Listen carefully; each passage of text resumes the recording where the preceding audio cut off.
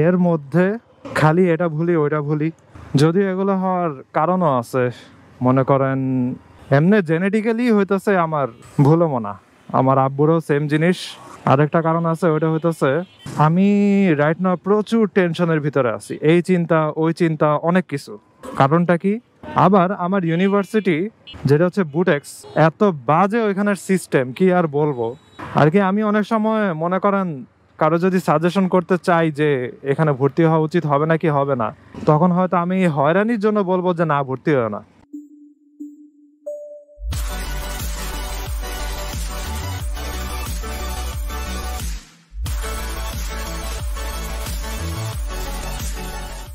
এই হোয়াটস going on, মাইক্রোফোনে কি কিছু শোনা যায়? তেমন কোনো অডিও আই গেস পাইতেছে না। আমি জানি না কতটুকু অডিও পাইতেছে। কারণটা হইতেছে আমি আজকে মাইক আনতে ভুলে গেছি। বাজে কয়টা, বিকাল 5টা। এখন মাইক ছাড়াই হেলমেটের ভাইজারটা উঠাই একটু কথা বলবো আর কি। জানি না কতটুকু শোনা যেতে পারে। রিয়েলি রাগ লাগতে। না, মাইকটা নিয়েই আসি, রাতে আমার ভিডিও করা লাগবে একটা। গোপন 9টা মোটরসাইকেলের সাথে লাগা চলে যেতেছি, একটু না নিলে হলো। ওকে, এখন অডিও রেকর্ড হইতেছে। আমি যে কি পরিমাণে গাদা আমি বলি আপনাদেরকে। উপরে গেলাম, বাসায় গেলাম, 4তলা উঠলাম, নামলাম, বাসায় যাই দেখি যে মাইক্রোফোন নাই। এখন আমি বলছি কি ব্যাপার ভাই, আমি কি হারাই ফেললাম নাকি মাইক্রোফোন? কিন্তু আগের দিনে তো আমি ভিডিও করে আসছি। পরে ব্যাগের মধ্যে ভালো করে খুঁজে দেখি যে ওইখানেই আছে মাইক্রোফোন। কেমন যে রাগটা লাগতেছে আমার। আমি এত ভুলও মনে কেন বুঝি না। যাই হোক, মাঝখান দিয়ে 10 মিনিটস গেল, আমার এনার্জিও গেল। রিসেন্টলি এত ভুলও মনা হয়ে গেছি আমি কালকের ঘটনা আপনাদেরকে বলতেছি, দাঁড়ান।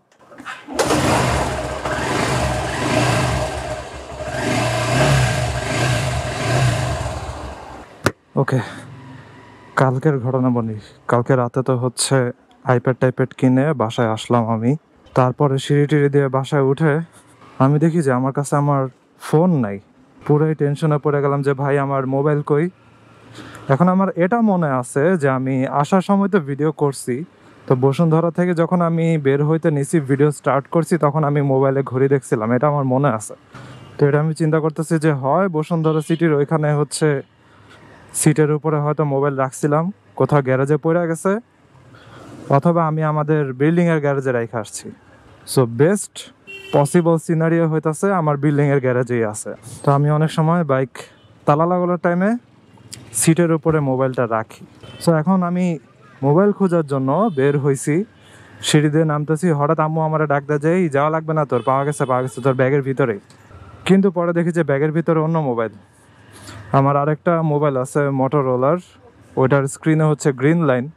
ওইটা আমি জাস্ট ইউজ করি হচ্ছে গান টান শোনার জন্য। ব্যাটারি বারবার বন্ধ হয়ে যেতেছে। ব্যাটারি মাত্র চেঞ্জ করলাম, ব্যাগের চেনও লাগানি, এখন চেন লাগানি। কি একটা অবস্থা চিন্তা করেন। ও ব্যাগ এবার পিছনে ঘুরে নিলাম।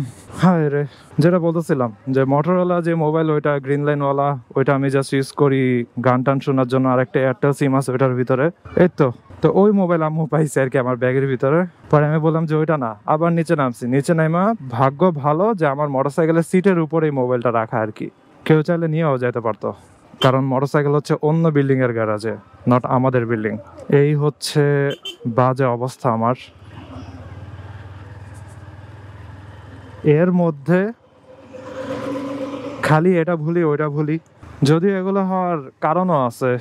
মনে করেন এমনি জেনেটিক্যালি হইতেছে আমার ভুলও মনা, আমার আব্বুরও সেম জিনিস। চশমা ভুলে যায়, মোবাইল ভুলে যায়, এটা ভুলে যায়, ওইটা ভুলে যায়। এই জন্য আমি অলওয়েজ যেটা করি যে একটা লিস্ট করে রাখি, ওই লিস্ট অনুযায়ী হইতেছে আমি অনেক সময় মনে করেন প্যাকিং করি। স্পেশালি আগে যখন ঢাকার বাইরে টারে যাইতাম অথবা ভার্সিটি যাইতাম, লিস্ট অনুযায়ী আমি সব চেক করতাম। বাট এখন ওই লিস্টও নাই, কিছুই নাই, নিজের মতো করে আমি জাস্ট দেখে দেখে নিয়ে যাই। তো এটা তো একটা কারণ বললাম জেনেটিক্যালি। আরেকটা কারণ আছে, ওইটা হইতেছে আমি রাইট নাও প্রচুর টেনশনের ভিতরে আছি, এই চিন্তা ওই চিন্তা অনেক কিছু। কারণটা কি, জার্মানির মাস্টার্স অ্যাপ্লিকেশনের আমি অ্যাপয়েন্টমেন্ট নিছি হচ্ছে 2023 সালের কবে, ওইটা হইতেছে এপ্রিলের একটু লাস্টের দিকে। সো ওই অনুযায়ী আমি এবং আমাদের এপ্রিলের গ্রুপে আমরা যারা আছি, আমরা ধরে নিছি যে আমরা পরের বছরের সামারে যাব আর কি, সামারে আমাদের ক্লাস। এজন্য এই বছরের উইন্টারে হচ্ছে আমরা অনেকে এনরোল করি নাই অথবা অফার লেটারের জন্য অ্যাপ্লিকেশন করি নাই এই সেই, কারণ আমরা ধরে নিচ্ছি যে পরের বছরের সামারে। এখন হঠাৎ করে একটা ঝামেলা হয়েছে, ওটা হইতেছে জানুয়ারিতে প্রায় 100 জনের উপরে মানুষকে ডক সাবমিশন মেইল পাঠিয়ে দিছে জার্মান এম্বাসি। এখন একবারে হচ্ছে অনেকজন মানুষকে পাঠাইছে, which is really good, but আমার জন্য আবার একটু টেনশনের আর কি, আমরা যারা এপ্রিলের গ্রুপে আছি। কারণ আমাদের হয়তো এমন এক সময় তারা ডক সাবমিশন মেল দিতে পারে, ওইটা হচ্ছে মাঝামাঝি কোনো সময়।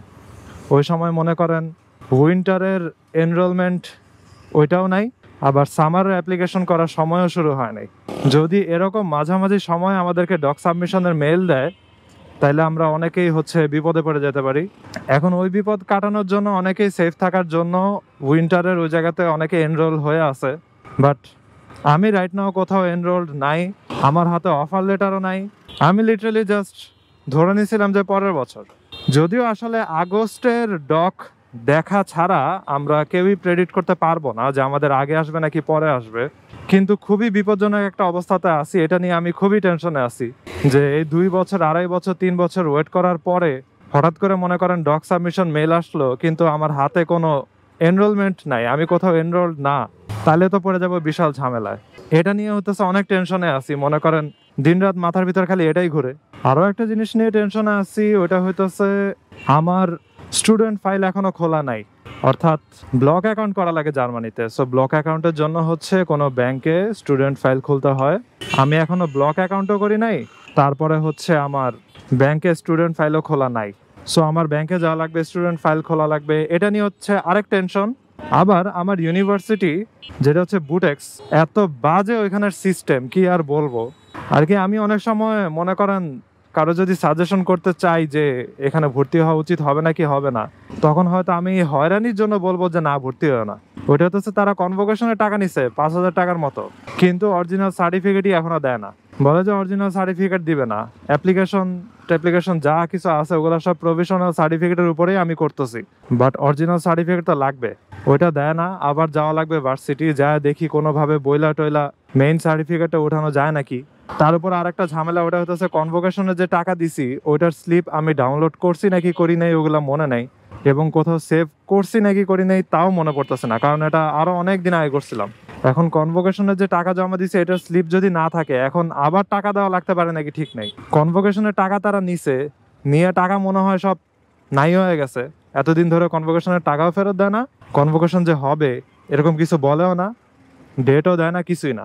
সো এত পরিমাণে টাকা আমরা দিছি, ওই টাকাও আমরা ফেরত পাই না, আবার অরিজিনাল সার্টিফিকেটও পাই না। তো এটা নিয়ে ভার্সিটি যাওয়া লাগবে, দৌড়াদৌড়ি করা লাগবে, প্যারা খাওয়া লাগবে।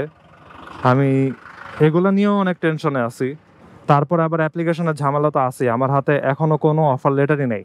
সো এই কারণেই আসলে হচ্ছে A1 লেভেলের পরীক্ষাটা আমি দিয়ে ফেলছিলাম, যদিও আমি অন্য লেভেলের স্টুডেন্ট, তারপরেও A1 লেভেলের পরীক্ষা দিয়েছিলাম, জাস্ট যেন আমার ভাষার কারণে একটু অ্যাডভান্টেজ পাই, এবং A1 এর কারণে আমি আরো অনেক জায়গাতে অ্যাপ্লাই করতে পারবো আর কি, এই একটা সুবিধা।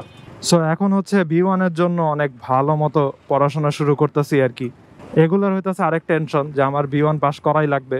B1 কি আরো সামনের লেভেলে আমার যাওয়া লাগবেই, মাস্ট, জার্মানিতে যদি সার্ভাইভ করা লাগে। এখন এত কঠিন হয়ে গেছে সবকিছু, এমন এক রাস্তা, এই রাস্তায় ঠেলা গাড়ি, টেসলা, রিক্সা যা কিছু আছে সব চলে, বড় বড় ট্রাকও চলে, বিশাল বিশাল ট্রাক যেগুলোর সাইজই মনে করেন এই রাস্তার সমান, ওইসব বিশাল বিশাল ট্রাক চলে। এমন এক রাস্তা হইতেছে এই বেরিবাঁধের রাস্তা। যা নেমে গেলাম মাটিতে, ওভারটেকও করতে পারি না, কিছুই করতে পারি না। যাই মাটির ভিতরে চলি এখন, পুরা এই মেজাজ টেজাজ সবকিছু খারাপ। যেটা বলতেছিলাম যে এই এত এত টেনশনের ভিতরে আছি, এই এত টেনশনে কেমনে যে সার্ভাইভ করব। আর এর পাশাপাশি হচ্ছে আবার ভিডিও বানাইতেছি, ভিডিও এডিট করতেছি, তার উপরে এখন হচ্ছে আমি যেহেতু 2টা ক্যামেরা নিয়ে একটু এক্সপেরিমেন্ট করতেছি নিজের সাথে, যেটা দেখলাম যে আমার এডিট করতে দ্বিগুণ সময় লাগে। হয়তো আস্তে আস্তে একটু অ্যাডজাস্ট হয়ে গেলে সময় কমবে, বাট যেটা দেখলাম যে আগে মনে করেন রাত 1টা-1:30টার দিকে এডিট করতে বসলে 2টার মধ্যে শেষ হয়ে যেত, আর এখন দেখি যে 3টা বাজে গেছে এখনো এডিট শেষ হয় নাই। এরকম অবস্থা আর কি, প্যারা নাই, ওইটা নিয়ে সমস্যা নেই। এই তো এত কিছু টেনশন। আবার হইতেছে আব্বু হঠাৎ করে বলা শুরু করে যে কোন দিন জানি মরে যায় ঠিক নাই, এই সেই আর কি বিভিন্ন মরাটারে এইসব নিয়ে বিভিন্ন ধরনের কথা বলে হঠাৎ করে হজ থেকে আসার পর থেকে। সে নিজেও খালি টেনশন করে, টেনশনের ঠেলায় হচ্ছে বুক ধরফর করে। আবার হইতেছে টাকা নিয়ে টেনশন করে, ওই যে আমি যে যাব আমার ব্লক অ্যাকাউন্ট করা লাগবে, আমার ব্লক অ্যাকাউন্টে টাকা রেডি রাখা লাগবে, আবার আমি কোনো পাবলিক ভার্সিটি পাই নাকি না পাই, যদি পাবলিক ভার্সিটি না পাই, আমি যদি কোনো প্রাইভেট ভার্সিটি পাই ওইটার টাকা ম্যানেজ করা লাগবে, এই সেই বিভিন্ন জিনিস নিয়ে খালি টেনশন করে আর কি। যেইগুলো নিয়ে টেনশন করার এখনো সময়ই হয় নাই অথবা দরকারই নাই আপাতত, ওইগুলো নিয়ে অতিরিক্ত টেনশন করে। আর সে হইতেছে কাইন্ড অফ একটু ওটারে কি বলে, খালি সবকিছু নিয়েই আতঙ্কিত থাকে আর কি। মনে করেন নর্মাল জিনিস নিয়ে হইলেও সে আতঙ্কিত থাকে, এরকম টাইপের। সো এখন আর কি অনেক ধরনের চিন্তা ভাবনা মাথায়, এত ধরনের চিন্তা ভাবনা মাথায় নিয়ে হইতেছে এখন খালি এটা ভুলি ওইটা ভুলি, এটা মনে থাকে তো ওইটা মনে থাকে না, এরকম অবস্থা। এটা করতে হবে ওইটা করতে হবে, মাথার ভিতরে অনেক কিছু, কিন্তু কি কখন করব তাই হচ্ছে কুলকিনারা করতে পারি না।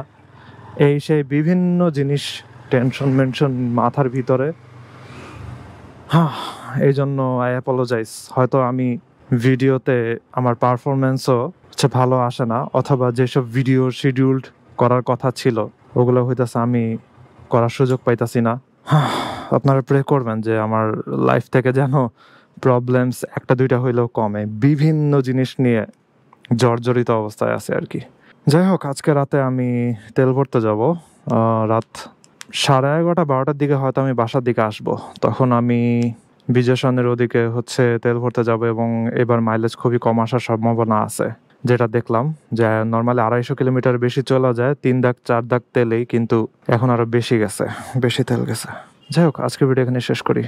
I hope you guys like this video. If you're watching for the first time, you can subscribe. So see you next time. ভালো থাকুন, সাবধানে রাইড করেন, tata. I wake up to a little bit of drool on my pillow, feel like it's gonna be a bad day. Yeah, I'm tired of shit, and the coffee ain't hit yet, damn ain't that great.